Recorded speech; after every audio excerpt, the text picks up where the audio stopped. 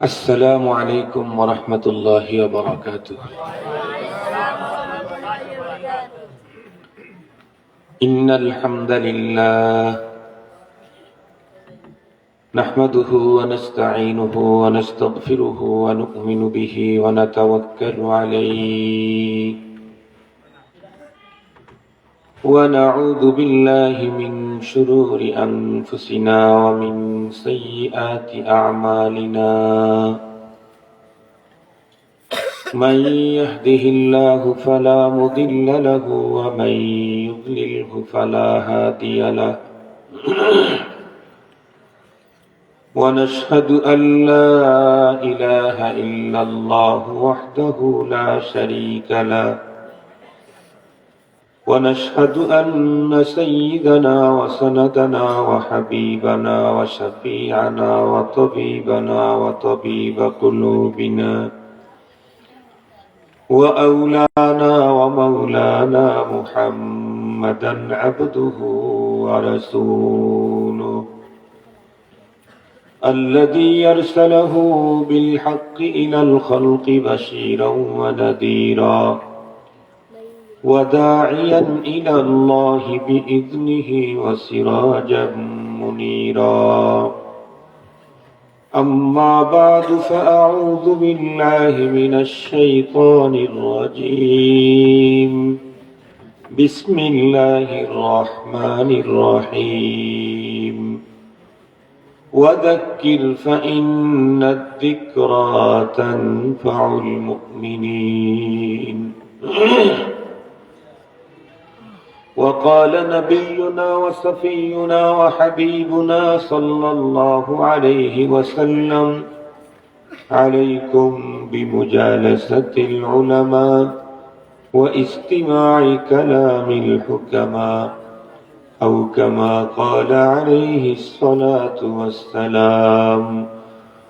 صدق الله مولانا العظيم وصدق رسوله النبي الأمي الكريم، ونحن على ذلك لمن الشاهدين والشاكرين والذاكرين، والحمد لله رب العالمين. اللهم صل على سيدنا مولانا محمد وعلى آله وأصحابه وبارك وسلم.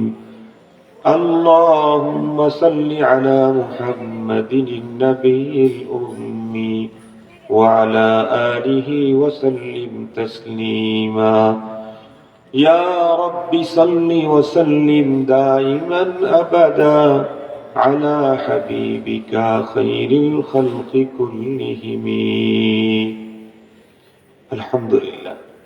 আজ 15 জানুয়ারি 2025 ইংরেজি বুধবার, সিলেট বিশ্বনাথ 10 ঘর জামিয়া তাওয়াক্কুলিয়া শামে মর্দানের ইন্তেজামে আয়োজিত বার্ষিক ইসলামী মহাসম্মেলনের শ্রদ্ধাভাজন সম্মানিত সভাপতি মুআজ্জাজ হযরত বুজুর্গ উলামায়ে কেরাম, বিভিন্ন দ্বীনি মাদারিস থেকে আগত আজিজ তালাবা, বিভিন্ন গ্রাম থেকে সমাগত সম্মানিত সুধী, সর্বপ্রথম মহান আল্লাহ পাকের দরবারে আলিশানে লাখো কোটি শুকর যে রব্বে করিম বড় দয়া করে মায়া করে আমাদের হায়াতকে দীর্ঘায়িত করে আজকের এই মুহূর্ত পর্যন্ত সুস্থ সবল রেখে, দুনিয়ার নানা ব্যস্ততাকে পিছনে ফেলে রেখে দ্বীনের নিসবতে কোরআনে পাকের মহব্বতে জান্নাতি আয়োজনে দ্বীনি ইদারার চৌহদ্দির মাঝে আমাদেরকে অবস্থান নেয়ার তৌফিক দিয়েছেন। সে মহান মহিয়ানের দরবারে আমরা প্রত্যেকেই শুকরগুজার হচ্ছি। জবান খুলে ভক্তি সহকারে মুহাব্বত নিয়ে দিল থেকে আবেগের সাথে উচ্চ কণ্ঠে সকলেই পড়ে নেই আলহামদুলিল্লাহ। সম্মানিত উপস্থিতি, আপনারা সম্ভবত কবলাল আসর অথবা বাদাল আসর থেকেই হযরত উলামায়ে কেরামদের জবানে গুরুত্বপূর্ণ দ্বীনি দিক নির্দেশনামূলক আলোচনা শুনছিলেন। এ পর্যায়ে আল্লাহ পাক আমাকে আপনাদের খেদমতে উপস্থিত করে দিয়েছেন। আমার পরেও হযরত উলামায়ে কেরামগণ আজকের এই মাহফিলে উপস্থিত হবেন। আপনাদেরকে নিয়ে দিনই আলোচনা পেশ করবেন। মাঝখানে আমি খুব বেশি টাইম দিতে পারবো না, অল্প সময়ে অন্য একটা সাবজেক্ট নিয়ে আলোচনা করার ইচ্ছে আমার ছিল, কিন্তু উপস্থিতির সংখ্যা দেখে আমার দিলের ভিতরে আর একটা সাবজেক্টের উপরে আলোচনা করার দায়িয়া পয়দা হয়েছে। সেই জায়গা থেকে আমি ওই সাবজেক্টটার উপরেই কথা বলতে চাচ্ছি। আমার মনে হয় এই গ্রাম এবং এর সাথে ডান বামে যে গ্রামগুলি আছে, এই সকল গ্রাম থেকে যদি 10% মানুষও এখানে আসতো, এই ছোট্ট পরিসরের এই জায়গাতে মনে হয় জায়গা সংকুলন হতো না, নাকি এরকমই? এরকমই তো। আমার কিন্তু কি পরিমাণে জনসংখ্যা পুরুষ মানুষ এলাকায় আছে আমার ধারণা নেই, তবে স্বাভাবিক জেনারেল একটা ধারণা থেকে বলতেছি।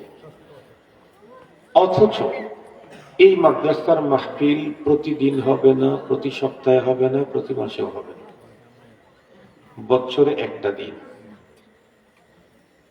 এই দিনই প্রোগ্রাম অনেকেই মনে করে যে এত প্রোগ্রাম দিয়ে লাভটা কি?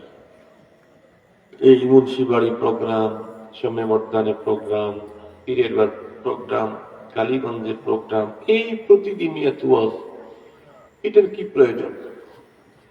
মূলত আমি এই বিষয়টাকে আপনাদের খেদমতে আজকে খোলাসা করব ইনশাআল্লাহ। আমার আজকের আলোচনার বিষয় হলো দ্বীনি মজলিসের প্রয়োজনীয়তা একজন মুমিনের জীবনে কতটুকু। এই বিষয়টার উপরে আলোকপাত করার জন্য কোরআনে হাকিমের একখানা আয়াতে কারিমা তেলাওয়াত করেছি। আয়াতে কারিমাতে আল্লাহ তাআলা বলেন, ওগো রাসূল, আপনি দ্বীনের কথা বারবার আলোচনা করেন কেন? দ্বীনের কথা আলোচনা করলে ঈমানদারদের ফায়দা হয়। ওয়াদাক্কির ফাইন্নাদ যিকরা তানফাউল মুমিনিন। খুব ভালো করে বুঝবেন, দ্বীনের কথা কি শুধুই মুমিনদের ফায়দা হয়, আর কারো ফায়দা হয় না? নিশ্চয়। কোরআন হুদাল লিন্নাস, তামাম পৃথিবীর মানুষের হেদায়েতের জন্য।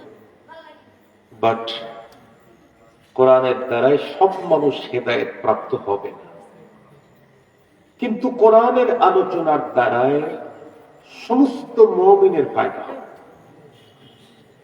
সমস্ত মানুষ যদি কোরআনের দ্বারাই হেদায়েত প্রাপ্ত হতো, তাহলে আবু লাহাব, আবু জেহেল, উতবা, সাইবা, এই জাতীয় মানুষগুলি কোরআন তেলাওয়াত শুনেছে যার উপরে কোরআন নাজিল হয়েছে তার জবানে। কোরআনের আলোচনা শুনেছে নবীদের নবী যিনি, তার জবানে। এরপরেও তাদের নসিব হয়নি। তবে আবার কোরআনে পাকের আয়াতে কারিমা তেলাওয়াত শুনে হযরত ওমর ফারুক রাদিয়াল্লাহু আনহুর মতো মানুষের ঈমান নসিব হয়েছে। কোরআনে পাকের আলোচনায় সমস্ত মানুষের ফায়দা যদি নাও হয়, কিন্তু দিনদারের ফায়দা হবেই হবে, এটা আল্লাহর কোরআন, আল্লাহ পাক বলেছেন। 100 জন দিনদার আলোচনা শুনলে 100 জনের ফায়দা হবে। তো ইমানদার যদি কোরআনের আলোচনা শুনে কি ফায়দা হয়? আল্লাহ পাকের কোরআনে আল্লাহ এক জায়গায় বলেন, ইন্নামাল মুমিনুনা আল্লাযীনা ইযা যুকিরাল্লাহ ওয়াজিলাত কুলুবুহুম ওয়া ইযা তুলিয়াত আলাইহিম আয়াতুহু যাদাতহুম ঈমানা ওয়া হুম আলা রাব্বিহিম ইয়াতাওয়াক্কালুন। আল্লাহ তাআলা বলেন, দ্বীনি আলোচনা, আল্লাহর আলোচনা যখন হয়, তখন ঈমানদারদের অন্তরটা সফট হয়, নরম হয়, বিগলিত হয়। আর যখন কোরআনের আয়াত তাদের সামনে তেলাওয়াত করা হয়, তখন ঈমানদারদের মূল পুঁজি ঈমানটাই বাড়তে থাকে। সুবহানাল্লাহ। এখন বলুন, আমাদের ঈমান বাড়ানো দরকার আছে না কমানো দরকার? ইমাম বুখারী রাহমাতুল্লাহি আলাইহি বলেছেন, আল ঈমান ইয়াজিদু ওয়া ইয়ানকুসু, ঈমান বাড়ে এবং কমে। আমাদের ঈমানটা বাড়ানো দরকার। কেন? আমাদের ঈমান এমনিতেই দুর্বল।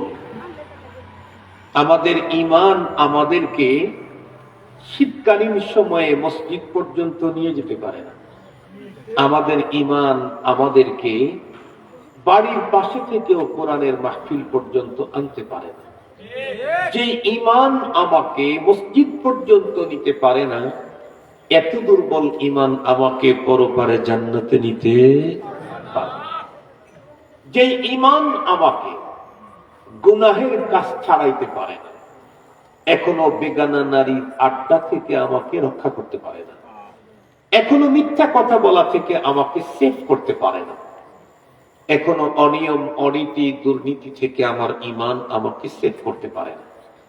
যে ঈমান আমাকে দুনিয়াতেই অনিয়ম অনীতি দুর্নীতি অবিচার ব্যভিচার থেকে সেভ করতে পারে না, সেই ঈমান আমাকে পরপারে জাহান্নামের আগুন থেকেও সেভ করতে পারে না। এজন্য আমাদের ঈমানকে পাওয়ারফুল করতে হবে, ঈমানকে শক্তিশালী করতে হবে, ঈমানকে মজবুত করতে হবে।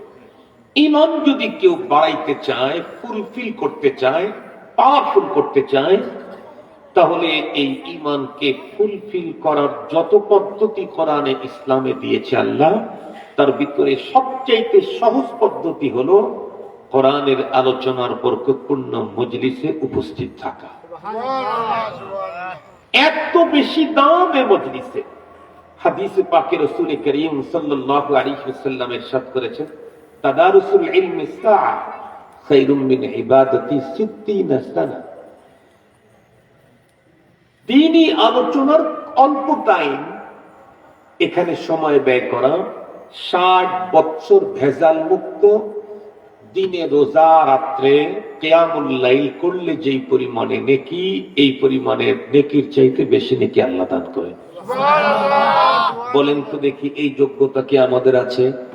60 বছর কন্টিনিউ প্রতিদিন রোজা রাখবো, এই ক্ষমতা আছে আমাদের? কন্টিনিউ প্রতি রাত তামাম রাত জেগে জেগে কিয়ামুল লাইল সালাতুল লাইল আমরা কাটায় দেব তাহাজ্জুদে, এই যোগ্যতা আমাদের নাই। তাদের চয়েস। যেই হুজুর 12 রাকাতের ফতোয়া দেয় সেই হুজুর চয়েস। এবং যেহেতু হুজুর বলছে 8 রাকাতও তারাবি হয়, 12 রাকাতও হয়, 20 রাকাতও হয়, ছেলে পেলে চিন্তা করলো 8 রাকাতও যেহেতু চলে, তাহলে আমি চালাই দিই। এ কারণে অনেক ছেলে পেলে হানাফি মাযহাবের মাসলুকে 8 রাকাত তারাবির পরে পিছন থেকে উঠে চলে যায়। অথচ স্পষ্ট কথা, 8 রাকাত কোন তারাবির নামাজ। মুহতারাম হাজিরিন, খুব ভালো করে বুঝবেন, আমি সেই দিকে যাচ্ছি। আমি যে কথাটা বলতে চাচ্ছি সেটি হলো, সারা বছরের 1 মাস দিনে সিয়াম, রাত্রে 20 রাকাতের কিয়াম, তাই হয় না। যুবকরা ওই মসজিদে বেশি ভিড় জমায় যেই মসজিদে তারাবি এবং এশার সালাত এবং বিতির সব সহ 30 মিনিটে কমপ্লিট। 8 বছর কন্টিনিউ প্রতি রাত্রে তামাম রাত জেগে ইবাদত সম্ভব না। কিন্তু কোরআনের মজলিসে এসে 2 ঘন্টা 3 ঘন্টা অবস্থান নিয়ে গুরুত্বের সাথে, আকীদাতের সাথে, ভক্তি শ্রদ্ধার সাথে, আদবের সাথে কোরআনের মাহফিলে উপস্থিত থাকলেই আমার আমল নামায় 60 বছর দিনে রোজা রাত্রে কিয়ামুল লাইলের ইবাদতের নেকি আমার আমল নামায় জমা হয়ে যাবে। মুহতারাম হাজিরিন, খুব ভালো করে বিষয়টা একটু বুঝবার জন্য চেষ্টা করবেন। আমি যে আয়াতে কারিমা, ওগো রাসূল আপনি বারবার কোরআনের আলোচনা শোনান, দেখি বারবার শোনান। কেন? ফাইন্নাদ যিকরা তানফাউল মুমিনিন, কারণ দিনের আলোচনা ঈমানদারদের ফায়দা হয়। আপনি একটু ভালোভাবে গভীরভাবে চিন্তা করেন তো, আল্লাহ পাক তার রাসূলকে কোরআনের কথা বারবার শোনানোর জন্য অর্ডার করেছেন। নবীজি বারবার কোরআনের কথা কাদেরকে শোনাইতেন? সাহাবী। কথা বলেন না কেন? সাহাবীরা। নবীজি বারবার কোরআনের কথা শুনাইতেন কাদেরকে? সাহাবীদেরকে। নবীজির ওই সময় যারা মুমিন ছিল বারবার শোনান সাহাবীদেরকে। তো সাহাবী কারা? সাহাবীদের ঈমান কি আমাদের মতোই দুর্বল ছিল? আর একটু জোরে বলেন। সাহাবীদের ঈমান ছিল ওভারফুল, মিয়া ওয়া জিয়াদা, ওভার 100 ছিল সাহাবায়ে কেরামের ঈমান। সাহাবায়ে কেরামের ঈমান তো এত উন্নত ছিল যে সাহাবায়ে কেরাম সম্পর্কে আল্লাহ তার রাসূলকে দিয়ে বলাইছেন, আল্লাহ নিজেও বলেছেন। রাসূলকে দিয়ে বলাইছেন, নিজেও বলেছেন। আল্লাহ পাকের রাসূল কি বলেন? নবীজি বলেন, খায়রুল কুরুনি কারনি সুম্মাল্লাযীনা ইয়ালুনাহুম সুম্মাল্লাযীনা ইয়ালুনাহুম। নবীজি বলেন, পৃথিবীতে যত যুগ এসেছিল আসবে কিয়ামত পর্যন্ত, এর মধ্যে সর্বশ্রেষ্ঠ সোনালী যুগ আমার সাহাবীদের যুগ। সাহাবায়ে কেরাম প্রত্যেকে এক একজন স্বর্ণ মানব। এ কারণে নবীজি বলেন, ফামান আহাব্বাহুম ফাবিহুব্বি আহাব্বাহুম ওয়া মান আবগাদাহুম ফাবিবুগদি আবগাদাহুম। সঙ্গত কারণে আমার সাহাবীদেরকে যারা মুহাব্বত করবে তারা আমি রাসূলকে মুহাব্বত করলো, আর যারা সাহাবীদের সাথে বুগজ আদাওয়াত রাখলো তারা যেন আমি রাসূলের সাথেই বুগজ আদাওয়াত।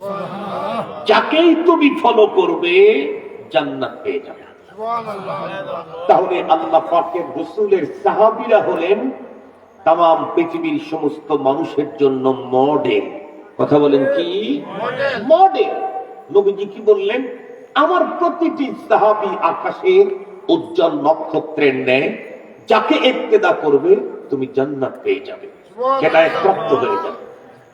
শুধু কি আল্লাহ রাসূল তার সাহাবীদের ব্যাপারে এই জাতীয় কথা বলেছেন? না, স্বয়ং আল্লাহ বলেছেন। আল্লাহ কি বলেন? আল্লাহ সাহাবীদের ব্যাপারে যে বক্তব্য দিয়েছেন এটা কি পরীক্ষা করে দিয়েছেন না পরীক্ষা ছাড়াই দিয়েছেন? এই প্রশ্নের দুইটা জবাব দেব। একটা হলো ইলজামি আর একটা হলো তাসলিমি। একটা হলো আপনার প্রশ্নটাকে মেনে তারপরে উত্তর দেব, আর একটা হলো আপনার এই প্রশ্নকে আমি উড়িয়ে দেব।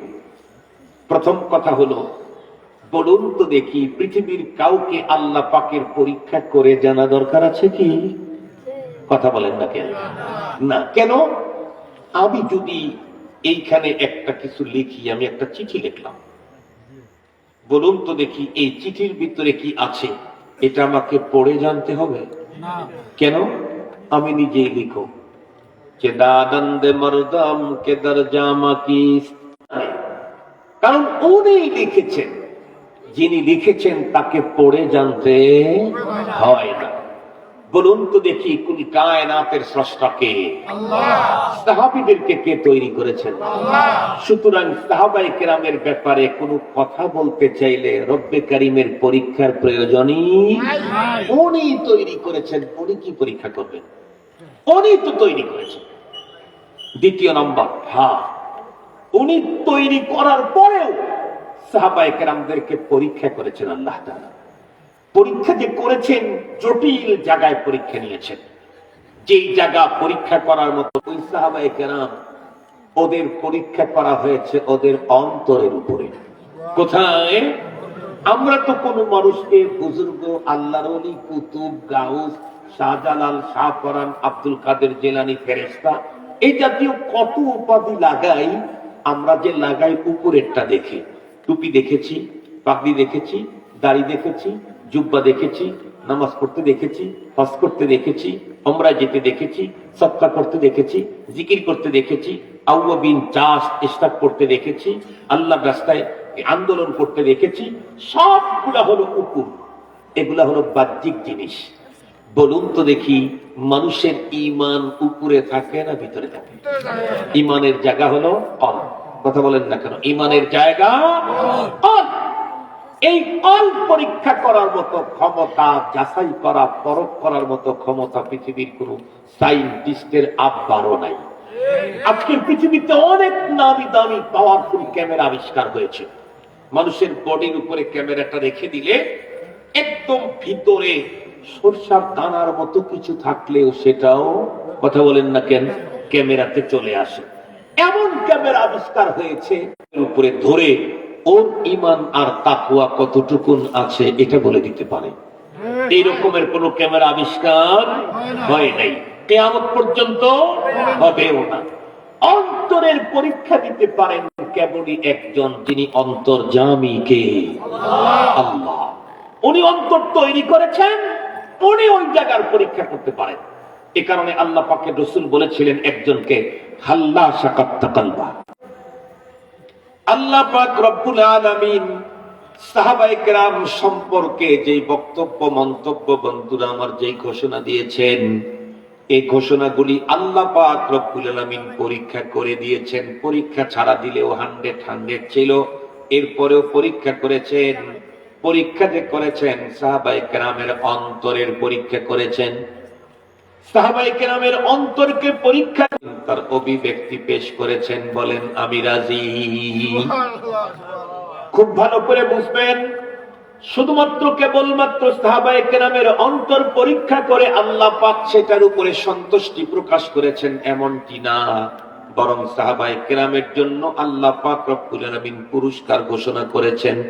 কি পুরস্কার ঘোষণা করেছেন? আল্লাহ বলেন, ওয়া আ'আদ্দা লাহুম জান্নাতিন তাজরি তাহতাহাল আনহার।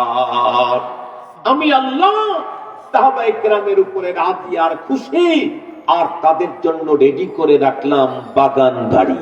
সুবহানাল্লাহ বলেন। এমন বাগান বাড়ি, তাজরি মিন তাহতিহাল আনহার, যেই বাগান বাড়ির তলদেশ দিয়ে প্রবাহমান থাকবে অনেক রকমের নহর। কত রকমের নহর বন্ধুরা আমার প্রবাহমান থাকবে? কোরআনে হাকিমের অন্য আয়াতের ভিতরে আল্লাহ পাক বলেন 4 প্রকারের নহর প্রবাহমান থাকবে তাদের বাগান বাড়ির তলদেশ দিয়ে। তার ভিতরে প্রথম যেই নহরের কথা আল্লাহ পাক বর্ণনা করেছেন, আল্লাহ বলেন, ফিহা আনহারুম মিন মাইন গায়রি আসিন।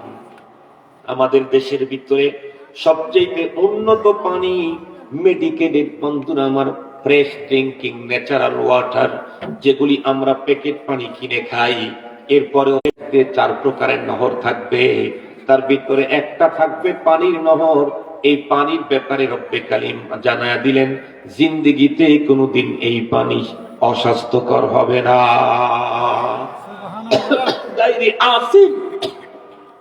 আমাদের গুলার এক্সপায়ার ডেট দেওয়া থাকে,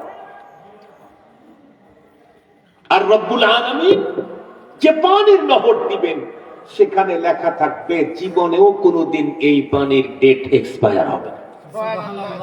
এরপরে মধুর নহর, দুধের নহর, শরাবের নহর, আরো কত কিছু। এখন কথা হলো, হুজুর শুধুই কি আল্লাহ পাক নবীজির সাহাবীদের জন্য এমন জান্নাত তৈরি করেছেন? না, আল্লাহ পাক রব্বুল আলামিন বলেন, ওয়াল্লাযীনা তাবাউহুম বিইহসান। কিয়ামত পর্যন্ত যত মানুষ সাহাবায়ে কেরামদেরকে সঠিক পদ্ধতিতে অনুকরণ করবে, আল্লাহ বলেন তাদের উপরেও আমি খুশি এবং তাদের জন্য জান্নাত রেডি। কি বুঝাইতে চাইলাম? এতগুলি কথা আয়াতে কারিমা তেলাওয়াত করে একটা কথা বুঝাইতে চাইলাম, সাহাবায়ে কেরাম এমনই একটা মুকদ্দাস জামাত, যাদের প্রত্যেকের উপরে আল্লাহ পাকের সন্তুষ্টি। দুনিয়া থেকে যারা জান্নাতের সুসংবাদ পেয়েছেন, আমরা সাধারণ মুসলমান মনে করি নবীজির সাহাবীদের ভিতরে মাত্র 10 জন দুনিয়া থেকে জান্নাতের সুসংবাদ পেয়েছেন। এটা ভুল ধারণা। নবীজির সাহাবীদের ভিতরে মাত্র 10 জন জান্নাতের সুসংবাদ প্রাপ্ত নন, বরং পয়গম্বরের জবানে বাইনে সর্বোচ্চ একসঙ্গে 10 জন জান্নাতের সুসংবাদ পেয়েছেন। এছাড়া ক্ষণে ক্ষণে পয়গম্বর অনেক সাহাবী জান্নাতি হওয়ার সুসংবাদ নবীজির নিজের জবানেই দিয়েছেন। একটা হাদিস আপনাদেরকে শোনাই। হযরত ইবনে আব্বাস রাদিয়াল্লাহু তাআলা বর্ণনা করেন, আমি নবী আলাইহিস সালামের দরবারে বসে একদিন ওয়াজ শুনতেছিলাম। ওয়াজ চলতে চলতে পয়গম্বর আমাদেরকে দেখে বললেন, এই উপস্থিত সাহাবীরা, তোমরা সজাগ হও, এখনই একজন সাহাবী আমাদের এই মাহফিলের ভিতরে ঢুকবে, সে কিন্তু জান্নাতি। এই কথা বলতেই সবাই অ্যালার্ট হয়ে গেল। কার কপাল খুলল রে? কে এখন ঢোকে? নবীজি যাকে জান্নাতি হওয়ার ঘোষণা এতগুলি মানুষের সামনে দিলেন, দেখা গেল একজন আনসার সাহাবী ভিতরে ঢুকে পড়ল। পরের দিন পয়গম্বর আবার বয়ান করতেছিলেন। একটা পর্যায়ে পূর্বের কথাটা আজকে আবার বললেন, এই সাহাবী তোমরা সজাগ হও, অ্যালার্ট হও। এখন কিন্তু আমার একজন সাহাবী আমাদের মাহফিলে ঢুকবে, সে কিন্তু জান্নাতি। সবাই চিন্তা করলো আজকে কার কপাল খুললো। কিছুক্ষণ পরে দেখা গেল গতকালকে যিনি এসেছিলেন আজকে উনি ঢুকলেন। সবাই অবাক হয়ে গেলেন। তৃতীয় দিন পয়গম্বর আবার সেম কথা বললেন। সাহাবায়ে কেরাম সবাই ভাবতেছিলেন আজকে কার কপাল খোলে। দেখা গেল তৃতীয় দিনেও ওই সাহাবী আসলেন যিনি অতীতের 2 দিনে এসেছিলেন। ইবনে আব্বাস রাদিয়াল্লাহু তাআলা বর্ণনা করেন, আমি মুসালসাল জান্নাতি হওয়ার সুসংবাদ ভরা মজলিসে দিয়ে দিলেন। ওই আমলটা তো আমারও দরকার। ইবনে ওমর রাদিয়াল্লাহু তাআলা তখন একটা বুদ্ধি পাকাইলেন। কি? মাহফিল যখন শেষ হয়ে গেল, প্রত্যেকে নিজ গন্তব্যের দিকে রওনা করবে, ওই সাহাবীর কাছে গিয়ে বললেন, আঙ্কেল আমি তো আব্বুর সাথে একটু মন মালিন্য করেছি, নিয়ত করেছি আমি আব্বুর বাসায় যাব না, আমি একটু আপনার বাসায় মেহমান হতে চাই। সাহাবী তো আনসার, ওনাদের নেশার পেশাই তো মেহমানদারি করা। আনসার মদিনার থেকে যারা, মক্কা থেকে যারা হিজরত করে আসছেন, তাদেরকে যারা নিজের স্ত্রীকে তালাক দিয়ে ভাইয়ের সাথে বিবাহ দিয়ে দিয়েছেন, নিজের 2 বাগানের সবচাইতে দামি বাগানটা ভাইকে দিয়ে দিয়েছেন, নিজের 2টা ব্যবসার সবচাইতে দামি ব্যবসা চালু ব্যবসাটা ভাইকে দিয়ে দিয়েছেন। তার কাছে 3 দিনের জন্য মেহমান হতে চাইলে এটা তো কোনো বিষয়ই নেই। উনি বললেন ভাতিজা চলো, তো উনি সাথে চলে গেলেন। কেন আসলে কিছু তো বললেন না। উনি তখন উত্তর করলেন, আঙ্কেল মনে যদি কিছু না নেন, আমি তো একটা কারণে আসছিলাম কিন্তু কিছু পাইলাম না। তো কি কারণে আসছিলাম? আপনি 3 দিন আমাদের মজলিস শুরু হওয়ার অনেক পরে ঢুকেছেন, কিন্তু নবীজি আপনার আগমনের আগে 3 দিন বলেছে এখন একজন সাহাবী আমাদের মজলিসে ইন করবে, সে কিন্তু জান্নাতি। আর 3 দিন আপনি ঢুকেছেন। নবীজির জবানে 3 দিন আপনার নামে জান্নাতি হওয়ার সুসংবাদ শুনে আমার দিলের ভিতরে তামান্না জাগলো, আপনি কোন আমল করেন সে আমল আমারও দরকার, তাহলে আমিও জান্নাতি। এ কারণেই মূলত আমি আপনার সাথে এসেছিলাম। তো উনি তখন মুস্কি হাসিতে জিজ্ঞেস করলে, আমার সাথে আসলে থাকলে কি পেলে? ইবনে ওমর রাদিয়াল্লাহু তাআলা বলেন, আঙ্কেল মনে যদি কিছু না নেন আমি তো কিছুই পেলাম না। তার মানে আপনি আমাদের মতোই এশার সালাতের পরে এই যে ঘুমিয়ে গেলেন, একেবারে ফজরের সময় উঠলেন। 5 ওয়াক্ত নামাজ তো ঠিক আছে, অন্য ফরজ যেগুলি আছে সেগুলি সব পালন করেন, কিন্তু তা আমরাও পালন করি। আপনার ভিতরে নতুনত্বের এক্সট্রা কিছু পাইলাম না। সাহাবী রাসূল তখন উত্তর করলেন, ভাতিজা কিছুই পাওনি? কয় না কিছুই পাইনি। উনি তখন উত্তর করলেন, বলো 3 দিনের 72 ঘন্টা আমার সঙ্গে তুমি ছিলে, এই 3 দিনে আমাকে কোনো গুনাহের কাজ করতে দেখেছো? বলে না, তা তো দেখি নাই। সাহাবী তখন উত্তর করলেন, ভাতিজা এটাই আমার আল্লাহ পাকের রাসূল আমার ব্যাপারে জান্নাতের সুসংবাদ দেওয়ার কারণ। 72 ঘন্টায় একটা গুনাহ আমার দ্বারা হয় না। আল্লাহ পাক করে আমার দ্বারা কোনো গুনাহ হইতে দেন নাই, আল্লাহ আমাকে হেফাজত করেছেন। আমি বলতেছিলাম বিশ্বনবী সাল্লাল্লাহু আলাইহি ওয়াসাল্লামের সাহাবায়ে কেরাম শুধুমাত্র কেবলমাত্র 10 জন দুনিয়া থেকে জান্নাতের সুসংবাদ পেয়েছেন এমনটি না, বরং পয়গম্বরের জবানে বাইনে মে এটা টাইমে সর্বোচ্চ 10 জন জান্নাতের সুসংবাদ পেয়েছেন। এছাড়া কোনে কোনে অনেক সাহাবায়ে কেরামকে পয়গম্বর জান্নাতি হওয়ার সুসংবাদ দিয়েছেন। এর চাইতেও বড় কথা হলো, আল্লাহর কোরআন যদি খুলেন তাহলে দেখতে পাবেন আল্লাহর কোরআনে স্বয়ং আল্লাহ পাক রব্বুল আলামিন সমস্ত সাহাবায়ে কেরাম জান্নাতি হওয়ার সুসংবাদ দুনিয়াতেই জানিয়ে দিয়েছে। তার ভিতরে একখানা আয়াতে কারিমা আমি কিছুক্ষণ পূর্বেই তেলাওয়াত করেছি। আল্লাহ বলেন, আস-সাবিকুনাল আউয়ালুনা মিনাল মুহাজিরিনা ওয়াল আনসার ওয়াল্লাযীনা ইত্তাবাউহুম বিইহসান রাদিয়াল্লাহু আনহুম ওয়া রাদু আন ওয়া আ'আদ্দা লাহুম জান্নাতুন তাজরি তাহতাহাল আনহার। আল্লাহ পাক বলেন, আমার পয়গম্বরের সাহাবী সাবিকিনে আউয়ালিন মুহাজির হোক আর আনসার হোক, তাদের প্রত্যেকের উপরে আমি রাজি আর খুশি। শুধু তাদের উপরে আমি রাজি আর খুশি না, বরং তাদেরকে কিয়ামত পর্যন্ত যত মানুষ অনুকরণ করবে তাদের প্রতিও আমি রাজি আর খুশি, এবং তাদের প্রত্যেকের জন্য আমি আল্লাহ পাক জান্নাত তৈরি করে রেখে দিয়েছি। কি বোঝা গেল? কোরআনে হাকিমে আল্লাহ পাকে কথাই তো বলে দিলেন, সাহাবায়ে কেরাম কিয়ামত পর্যন্ত আনেওয়ালা মানুষের জন্য মডেল, তাদেরকে যারা অনুকরণ করবে আল্লাহ তাদের উপরে রাজি আর খুশি। এছাড়া কোরআনের আরেক আয়াতে আল্লাহ স্পষ্ট বলেন, ফাইন আমানু বিমিসলি মা আমানতুম বিহি ফাকাদ ইহতাদাউ। সাহাবায়ে কেরামদেরকে লক্ষ্য করে বললেন, সাহাবীরা রে, তোমাদের মতো ঈমান যদি ওই লোকেরা আনে, তার মানে পয়গম্বরের যুগের মুনাফিকদের কথা বলা হলো। আল্লাহ বলেন, ওই লোকগুলি যদি তোমরা সাহাবী তোমাদের মতো ঈমান আনে, তাহলে ওরা রাস্তা পেয়ে গেল। আরেক আয়াতের ভিতরে আল্লাহ বলেন, ওয়া ইযা কিলা লাহুম আমিনু কামা আমানান নাস ক্বালু আনুমিনু কামা আমানাস সুফাহা আলা ইন্নাহুম হুমুস সুফাহা ওয়ালাকিন লা ইয়ালামুন।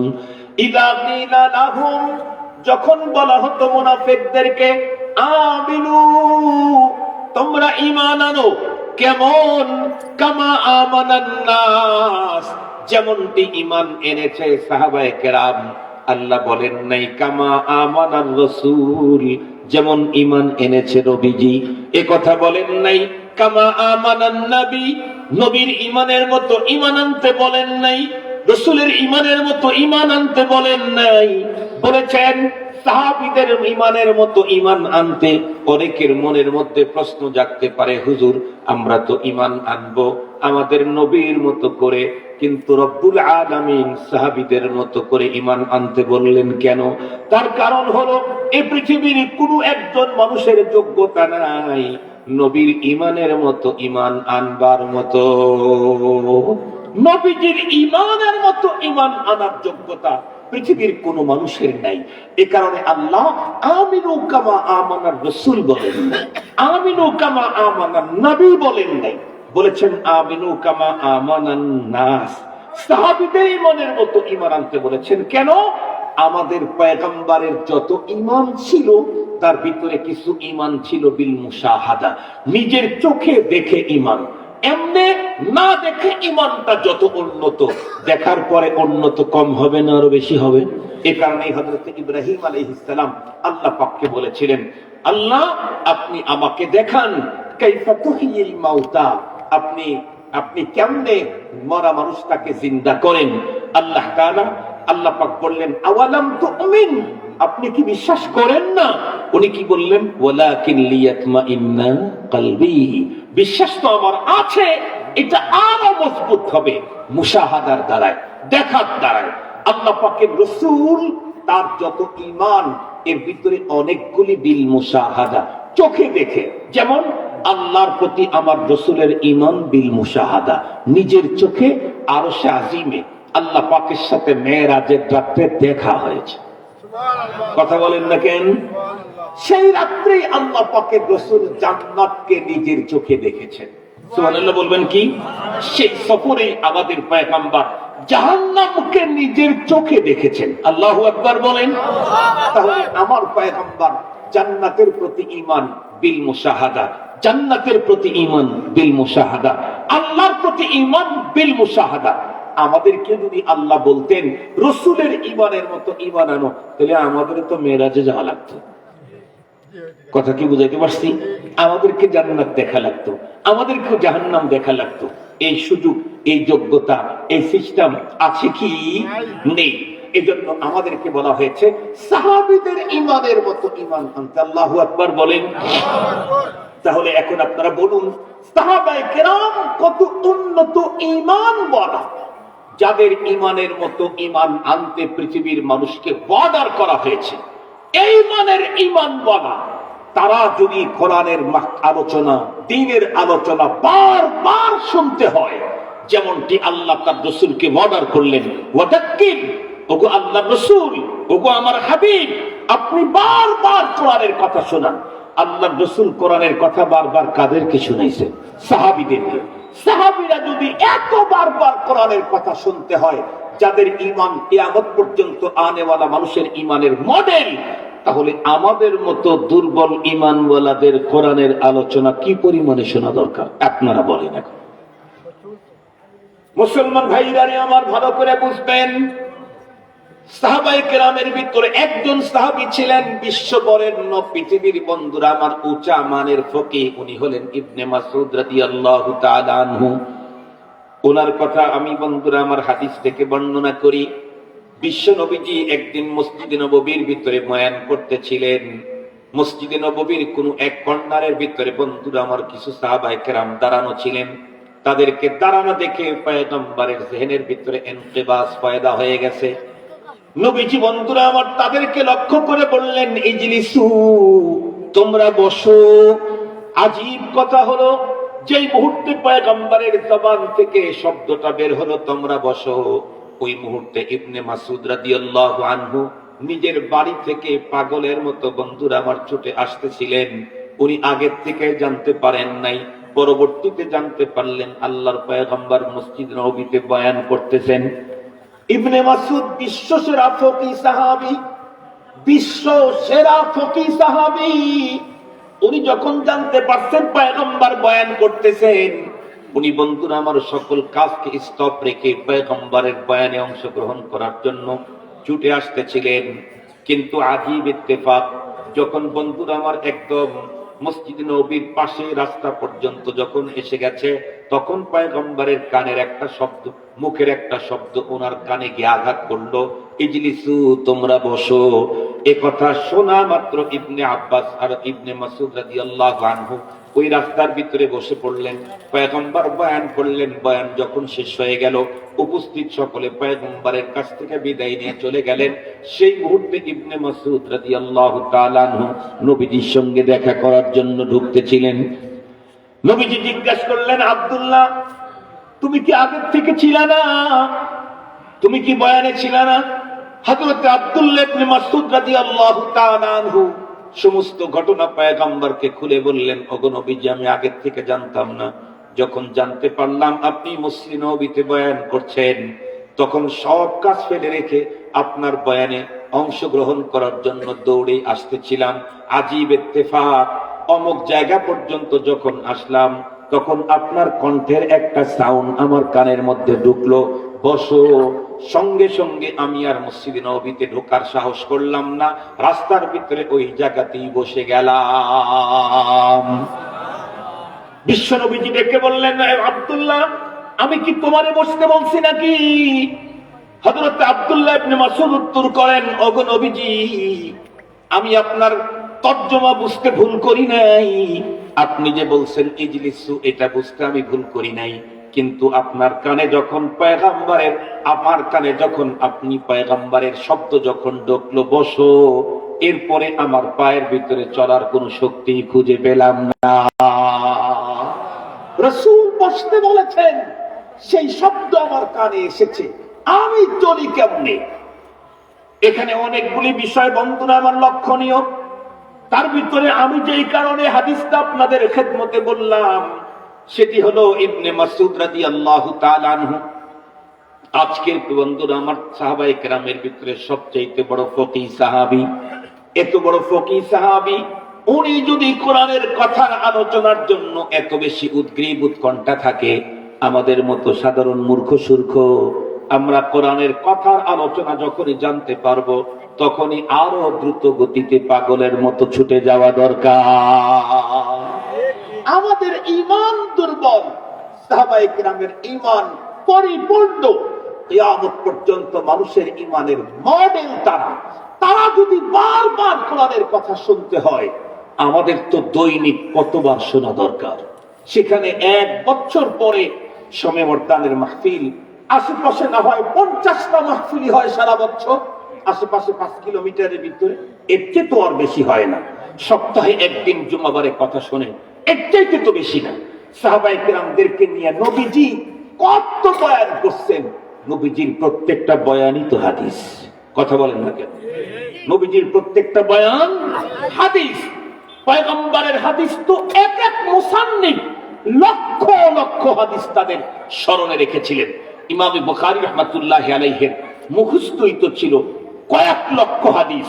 আরো কত বড় বড় ইমাম পয়গম্বরের প্রত্যেকটা বয়ানিত হাদিস পয়গম্বর কি পরিমাণে বয়ান করেছেন, সাহাবায়ে কেরাম কি পরিমাণে শুনেছেন। এমন তো কখনো হয়নি যে নবীজি ওয়াজ শুরু করলেন কোন শ্রোতা নাই, এমন কি কখনো হয়েছে? কল্পনাই করা যায় না।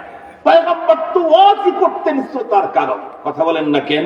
পয়গম্বর ওয়াজই করতেন শ্রোতার কারণে। সাহাবায়ে কেরাম আসছেন তাই তাদেরকে এখন এটা বলা লাগছে, সাহাবায়ে কেরাম আসছেন তাই তাদেরকে বিধানটা জানানো লাগছে। সাহাবায়ে কেরাম ঈমানে যদি ওভারফুল হওয়ার পরে তাদের যদি এত বারবার কোরআনের আলোচনা শুনতে হয়, আমার আপনার জীবনে কোরআনের আলোচনা কত শোনা দরকার।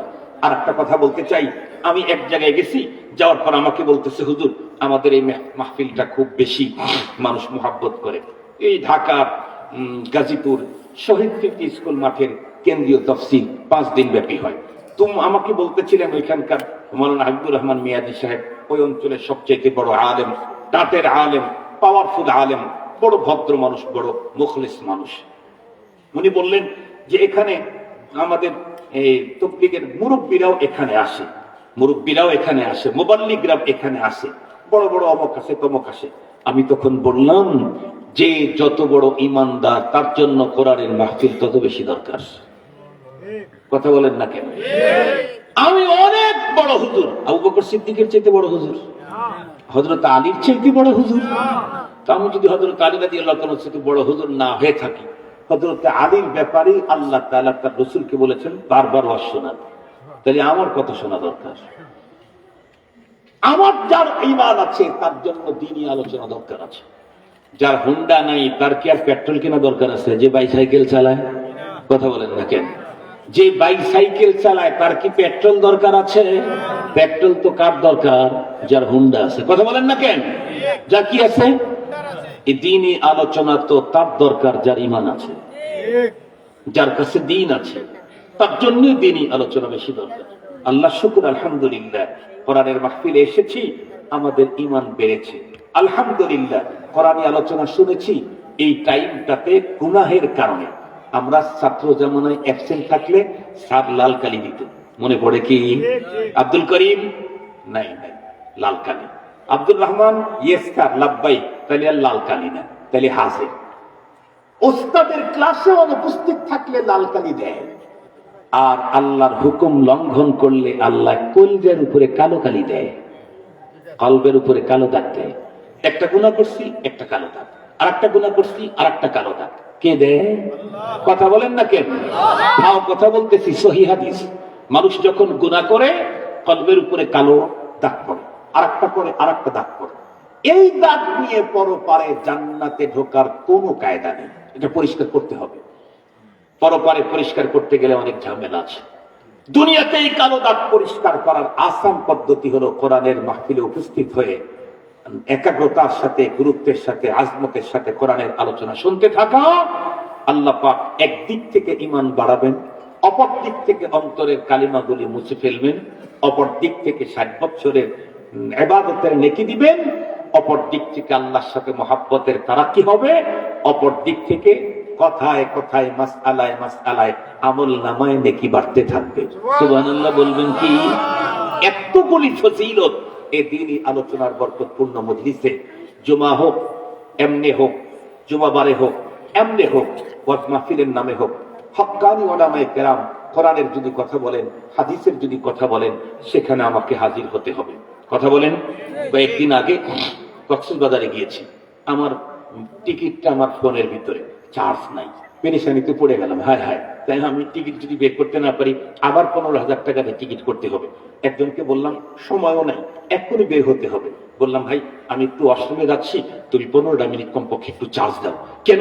এই 15 মিনিটের চার্জ হলেও কমপক্ষে আমি টিকিটটা তো শো করতে পারবো। মুহতারাম হাজিরিন, আমার জন্য টিকিটের, আমার জন্য মোবাইল প্রয়োজনীয়, মোবাইল এর চার্জ যেমন 2 ঘন্টা দিতে না পারলেও 10 মিনিট যদি সময় থাকে তবু আমরা দিয়ে দিই। কেন? তাছাড়া সমস্যা। এর চাইতে বেশি দরকার আমার ইমানি চার্জ করা। কথা বলেন না কেন? এর চাইতে বেশি দরকার ইমানি চার্জ। আমি 5 ঘন্টা পর্যন্ত ওয়াজ মাহফিলে থাকতে পারবো না, আধা ঘন্টা কমপক্ষে যাই, একটু শুনে আসি, কমপক্ষে কিছুটা তো ইমানি চার্জ হলো। আল্লাহ পাক আমাদেরকে বুঝবার তৌফিক দান করুক। আমি এই এখনই হয়তো আপনাদের কাছ থেকে বিদায় নেব। আপনাদের এই মহল্লার সবাই মোহাব্বত করেন। আমি আল্লাহ তাআলা আমার মুখ থেকে মূলত বের করে দিয়েছিলেন যে মাদ্রাসাটা এমন হওয়া দরকার, এমন হওয়া দরকার। সেইখান থেকে আল্লাহ শুকর, আপনাদের ভিতরে অনুপ্রেরণা একটাও আমি করি নাই, সব আল্লাহ করছেন। আমার মুখ থেকে কথাটা উনি বের করে দিয়েছেন, সেই কথাটা আপনাদের অন্তরের ভিতরে উনি লাগাইয়া দিয়েছেন, পরে আপনাদের পকেট থেকে আল্লাহ তাআলা টাকা আল্লাহ বের করে দিয়েছেন। এটা আমার কোনো কৃতিত্ব না, সব কার? কথা বলেন না কেন? সব কার? উনি করেছেন, সব সব উনি করেছেন, উনি করেন। আমরা মাঝখান থেকে একটু নাম্বার নেই, আমরা মাঝখান থেকে একটু কি নেই? নাম্বার নেই। মূলত ফাআলুন লিমা ইউরিদ কে আল্লাহ। সেই মাদ্রাসা আলহামদুলিল্লাহ অনেক সুন্দর ক্যাম্পাস হয়েছে। মাদ্রাসার সহযোগিতার জন্য আমি আপনাদের কাছে মাত্র 5 মিনিট, আমার অবশ্য সময় নেই, তারপরেও 4 মিনিট, আমার ঘড়িতে 11 বাজে 15 বাজে আমি ছেড়ে দেব। আলহামদুলিল্লাহ। বুঝি নাই কে? হাফসা, মাশাআল্লাহ। আল্লাহর এক বান্দি সময় মর্দান হাফসা নাম 1000 টাকা দিয়েছে। আল্লাহ দান কবুল করুন। নাম উল্লেখ করতে নিষেধ করেছে, একজন 500 টাকা দিয়েছে, আরো একজন নাম উল্লেখ করতে নিষেধ করেছে, 500 টাকা দিয়েছে। কে কে? রুফুর বিবি সময় বর্ধন 10,000 টাকা। আলহামদুলিল্লাহ, নগদ 10,000 টাকা দিয়েছে। আল্লাহ তাআলা প্রত্যেকের নাম কবুল করুন। মুসা মিয়া লন্ডন প্রবাসী 5,000 টাকা দিয়েছেন। আল্লাহ 5,000 টাকা না 5,000 টাকা দিয়েছেন। আল্লাহ দান কবুল করুন। আলহামদুলিল্লাহ। আমি যদিও আসি নাই, কিন্তু আমি আপনাদের মাদ্রাসা দেখে গেছি। ওইখান থেকে আমি এদিকে তাকাই, ক্যাম্পাসটা কিন্তু দেখা যায় রাস্তা থেকে। ক্যাম্পাস দেখা যায় না? আমি ক্যাম্পাসটা দেখলে আমার খুব খুশি লাগে। কেন খুশি লাগে তা জানেন? আমার মনে হয় যে আল্লাহ তাআলা হয়তো বা এই প্রতিষ্ঠানকে উসিলা করে আমারে মাফ করে দেবে, যে তোর মুখ থেকে কথা আমি বের করে দিয়েছিলাম, সেখান থেকে এলাকার মানুষের অন্তরের ভিতরে আমি আগ্রহ তৈরি করে দিয়েছি, সব আমি করছি, কিন্তু মাঝখান থেকে তোর মাফের ব্যবস্থা করে দিলাম। কালাম মিয়া লন্ডন প্রবাসী 10,000 টাকা। লন্ডনে যারা থাকেন তারা নাকি বারবার বলেন যে হুজুরের কথার মাধ্যমে আমরা অনুপ্রাণিত হলাম, সেই হুজুরকে কেন আনতে পারেন না? আসলে আমার তো এই ছোটখাটো প্রোগ্রামে উপস্থিত আমার জন্য অনেক কঠিন। বাংলাদেশের সমস্ত বড় মাদারিসগুলার হুজুররা চান যোগ্য হিসেবে না, আমি যে যোগ্য সেজন্য না, ভালোবাসার কারণে। কিসের কারণে বললাম? ভালোবাসার কারণে। নিজের ছেলে যদি ঠোঁট কাটাও থাকে তবুও মানুষ চুমা খায়, কথা বলেন না কেন? আর একজনের ছেলে যদি অনেক সুন্দর দেখা যায়, এটারে কোলে নিতে চায় না। নিজের ছেলে ঠোঁট কাটা থাকলেও মানুষ চুমা খায়, নাক দিয়ে ময়লা আছে তবুও পরিষ্কার করে মুখের সাথে লাগায়। তো আমি মূলত বড়দের একটা প্রিয় পাত্র। আমার কোনো যোগ্যতা নাই, সৌন্দর্য নাই, তবে আমি তাদের মহাব্বতের জিনিস। এই জন্য ওনারা চান দেখে আমি মূলত আসতে পারি না। আমি আপনাদের জন্য দোয়া করব। লন্ডন প্রবাসী আর একজন আমিরুল্লাহ চরচন্ডী নগদ 4,000 টাকা দিয়েছেন। আল্লাহ তাআলা দান কবুল করুন। শাহিন মিয়া বিয়ানী বাজার, মাশাআল্লাহ, দূরের মানুষ, উনিও নগদ দিয়েছেন 4,000 টাকা। মাশাআল্লাহ। হুসনা বেগম সময় মর্দান, উনিও দিয়েছেন 4,000 টাকা। আপনাদের অঞ্চলে কি 4 দেওয়ার একটা সিস্টেম আছে? আমাদের অঞ্চলে তো 5 দেওয়ার সিস্টেম। হ্যাঁ, হামদু মিয়া গ্রামের নাম, লোকের নাম হামদু মিয়া। মাশাআল্লাহ, একটা নতুন নাম।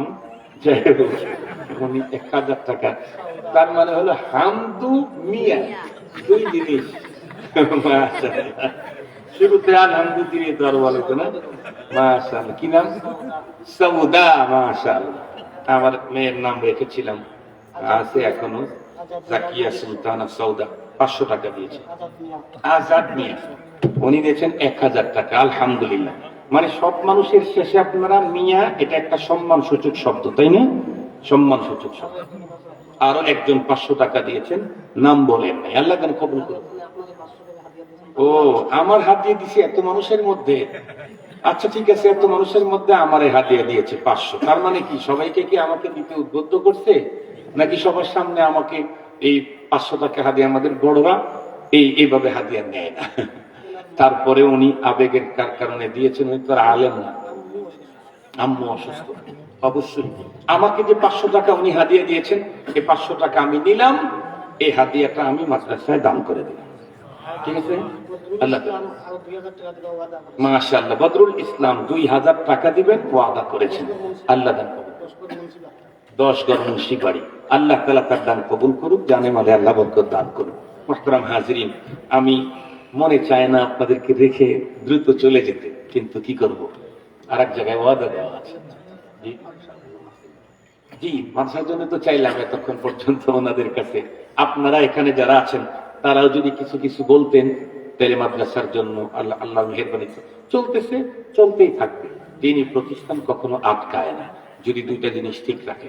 একটা হলো এখানে মুসলমানদের যে সন্তান আছে, সন্তানদেরকে যদি ঠিক মতো হক আদায় করা হয়। আর একটা হলো মুসলমানের যে সম্পদ এখানে দেয়, এই সম্পদটা যদি নষ্ট না করা হয়, তসরুফ যদি না করা হয়, আমানতদারিতার সাথে যদি কাজ করা হয়, সেই মাদ্রাসা জীবনে কোনোদিন ঠেকবে না, কোনো দিন। যেখানে সম্পদের সঠিক হিসাব থাকবে, সন্তানের সঠিক হেফাজত থাকবে। এরা আসতে এখানে পড়তে, এদের হক আদায় করে এদেরকে যোগ্য তালিম তরবিয়ত যদি দিতে পারে, আর এক টাকাও যদি নষ্ট না হয় এখানকার, তাহলে ইনশাআল্লাহ প্রতিষ্ঠান কোনো দিন ঠেকবে না, কোনো দিন ঠেকবে না। আপনারা আমার কাছ থেকে তামার পাতিলে লিখে নিতে পারেন। আল্লাহ তাআলা তৌফিক দিলে ইনশাআল্লাহ আমরা সহযোগিতা করবো তো ইনশাআল্লাহ। একটু সামনের থেকে দুই একজন না বলেন, শুরু করে দিই, কমপক্ষে দুই একজন বলেন যে হুজুর আমি ইনশাআল্লাহ এই টাকাটা দেব, অথবা দিলাম, নিয়ে আসেন। এই তো আলহামদুলিল্লাহ, আমি তো চাই নাই আপনার কাছে। মাশাআল্লাহ, 500 টাকা ওয়াদা করেছিল, আরো 100 টাকা, 600 টাকা উনি দিয়েই গেলেন। আর দুই একজন দেন, 500 টাকা দেন, 500 টাকা দেন, 5000 টাকা দেন, 50,000 টাকা দেন, নয় 1 লাখ টাকা দেন। তাও যদি সমস্যা হয় 5 লাখ টাকা দেন। সময় মর্দান ইসমাইল, মাশাআল্লাহ, নগদ 5000 টাকা। আল্লাহ তাআলা দান কবুল করুক, জানে মালে বরকত দান করুক। বলনা আমার তো এখানে আমার ওয়াদা মিস হয় না, ওনাদেরকে বলা হয়েছে অবশ্যই সবার জন্য দোয়া। আলহামদুলিল্লাহি রাব্বিল আলামিন, ওয়াসসালাতু ওয়াসসালামু আলা সাইয়্যিদিল আম্বিয়া ওয়াল মুরসালিন ওয়া আলা আলিহি ওয়া আসহাবিহি আজমাইন। মাওলাই করিম, তুমি এই মাদ্রাসাকে কবুল করে নাও।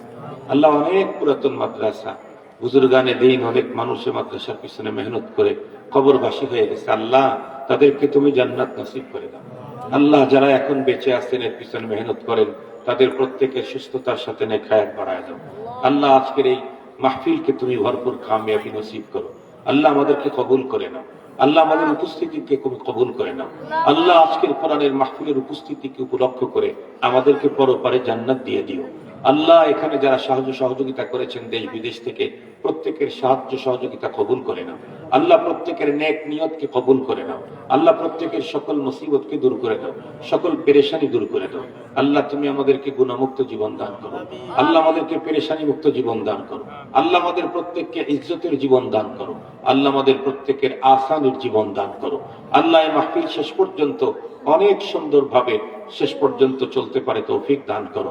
সকলকে আখিরি মুনাজাতে অংশগ্রহণ করে তোমার কাছে হাত তুলে কান্নাকাটি করে জীবনের গুনামাপ নিয়ে ঘরে ফেরার তৌফিক দান করে দাও। আল্লাহ, এই প্রতিষ্ঠানকে কিয়ামত পর্যন্ত তুমি জিন্দা রাখো। আল্লাহ, এই প্রতিষ্ঠানকে তুমি টিকায় রাখো।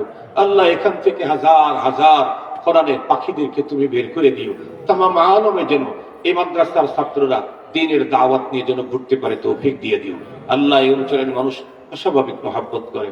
আমি অসুস্থ হয়েছিলাম, অ্যাক্সিডেন্ট করেছি, কত মানুষ কান্না করেছেন, কত মানুষ রোজা রেখেছেন, কত মানুষ দোয়া করেছেন। আল্লাহ, আমি তাদেরকে কি বদলা দেব? আমার কাছে কিছু নেই। তুমি তোমার বান্দাদের প্রত্যেককে তুমি ভালোবাসা দিও। আল্লাহ, তাদের প্রত্যেকের দুনিয়া আখিরাতের জরুরিয়াত তুমি তোমার গায়বের থেকে পূরণ করে দিও। ওয়াসাল্লাল্লাহু তাআলা আলা খায়রি খালকিহি মুহাম্মাদিন ওয়া আলিহি ওয়া আসহাবিহি আজমাইন বিরহমাতিকা ইয়া আরহামার রাহিমিন। আসসালামু আলাইকুম ওয়া রাহমাতুল্লাহ।